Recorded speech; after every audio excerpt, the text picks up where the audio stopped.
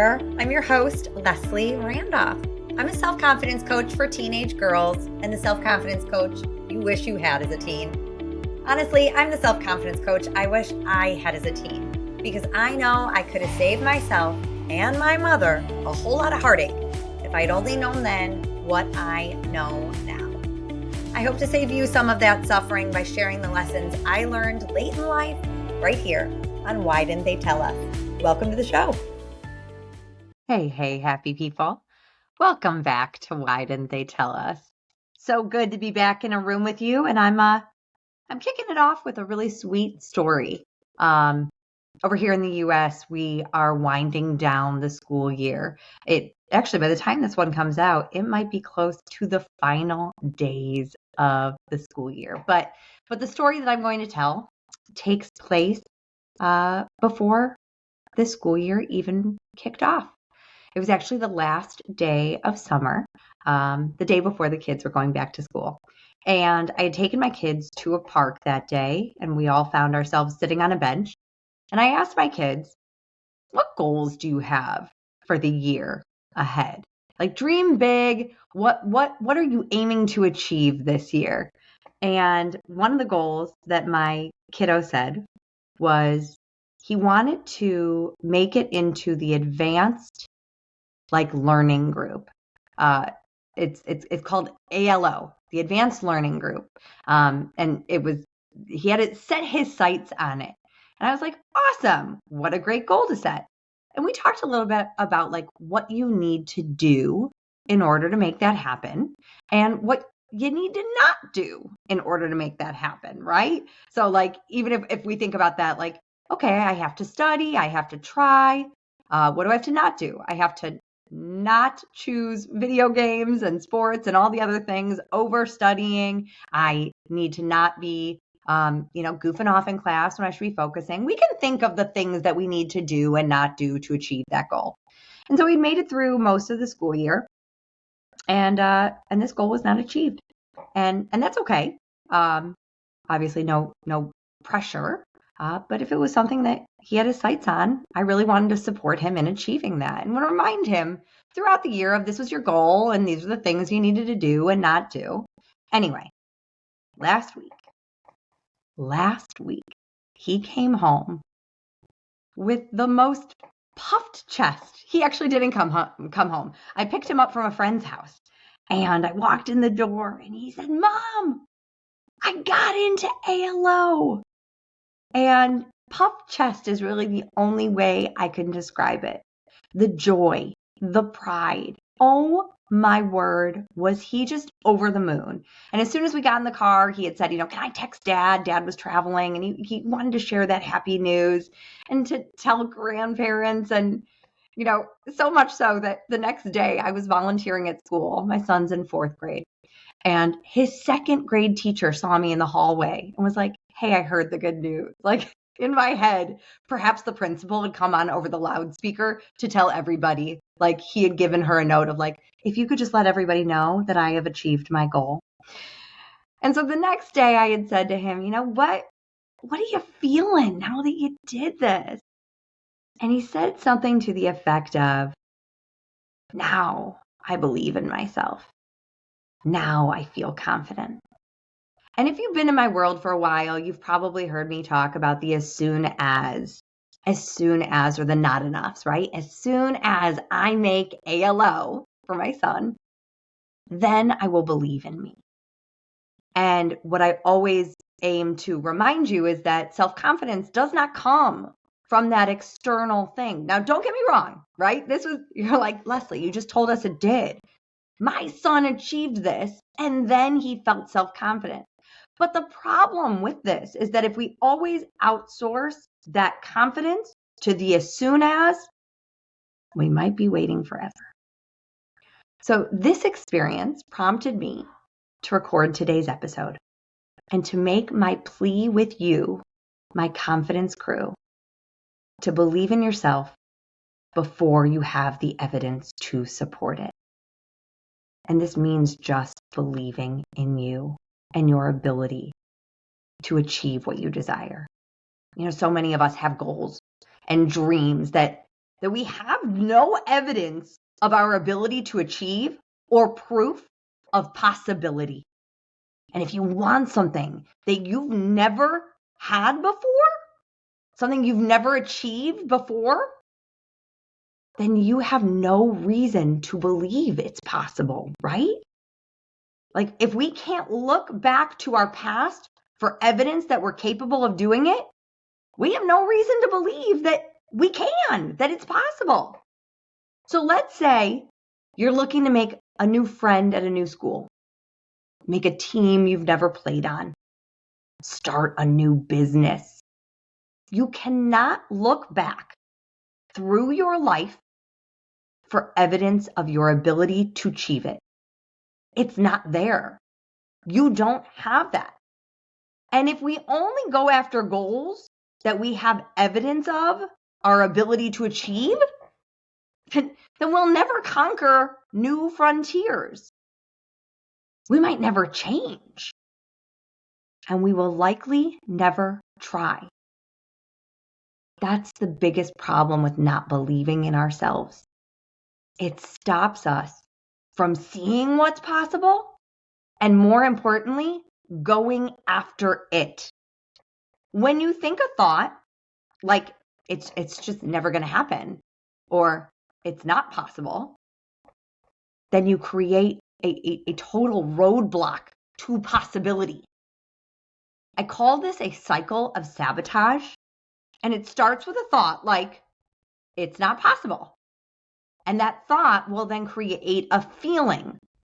And that feeling is likely hopelessness, despair, defeat. Now remember, your feelings are your fuel. How you feel will determine what you do and don't do. Our feelings drive all of our actions. Hopelessness, despair, defeat. These feelings have you doing nothing. And why would you? Like, it makes total sense. Why would you if you already believe it's not possible? There's no point in trying if something is impossible. And when you do nothing, fueled by hopelessness, despair, defeat, you prove that thought true. See, I told you, it's not possible. The problem with this is that the reason you prove that thought true isn't because it wasn't possible. It was because you believed it wasn't possible, and so you didn't try. You didn't do anything to prove that thought untrue. That is why it is so critical to believe in yourself before you have evidence to back up that belief. I'm going to be honest with you. This is hard. It's hard. And it's hard for so many reasons. One, your beautiful brain is programmed to see the negative. That is how our brain works. On its default setting, it is always going to be hyper-focused on what might go wrong. This is part of your brain's biological wiring to keep you safe and alive. Remember, that is our job's only primary function. Keep you safe, keep you alive. And with that, it is always on the lookout for danger and threat. It is doing its job of keeping you safe and alive by constantly looking for danger and threat. And this leads to the second point, which is that your brain hates uncertainty. Why? Uncertainty might be danger or threat. And you know how your brain feels about those. When faced with uncertainty, your brain will always offer you the worst case scenario and that hypothetical what if, right? Because that hypothetical what if and that worst case scenario are danger and threat. So we need you to be very aware of them so we can keep you safe from them, so you don't go after that. And I think it's really important to then finally note that your brain cannot discern between emotional discomfort and actual physical danger and threat. It thinks all of the above need to be avoided. Going after a goal of making a new friend means risking rejection, emotional discomfort, danger. Trying out for the team without knowing you'll make it because you have no evidence from your past that you will means risking embarrassment, humiliation, danger. Applying for a new job, asking for the raise, or starting a new business? Oy! Disappointment, rejection, embarrassment, failure. So much emotional discomfort. Danger, danger, danger. You know where your brain feels safe? Doing things you've always done and have evidence that you're capable of. Sometimes, a lot of times, you have to just make the choice to believe in you without the evidence. Believing in you just because you're you. This is why making a daily practice of seeing and celebrating your strengths, literally like taking the time to write down deliberate bestie beliefs about you and challenging the beliefs that hold you back is so critical. It is so necessary because your brain's going to do what your brain has always done. You need to make a habit of believing in you even when you don't have the evidence that it's possible. Some days that might look like, I got this. I can do it. And on those days, and if today is that day, then I hope you go take courageous action to turn that into, see, I did it. Now that's what I call a cycle of self-confidence. When you think that thought, and then you feel that feeling of confidence, and you take action to prove that thought true. Now, you might need to take a lot of action to do it, but if you stick with it, you will. Some days it might not look like an I've got this, I can do it, and that's fine. More often than not, it will not look that way, especially when you don't have the evidence for it. Some days it might have to look like I'm willing to try. And you feel just a little bit of that confidence. Probably a whole lot of doubt and a whole lot of fear, but you let the self-confidence fuel you. And you go take courageous action. Some days it's going to have to look like I'm willing to fail. Showing that beautiful brain of yours that failure is not a danger or a threat. And that you'll take care of yourself through it, right? Other days it might be a very honest, I don't know if it's possible, but I'm choosing to believe in me. I believe in you. And I hope you make that choice too. It's always available to you. If you know me in my personal life, you know that we're big Kansas City Chiefs family. Not a huge fan of Harrison Butker these days, but we love those Chiefs. And I'm going to tell you a story that we told my son.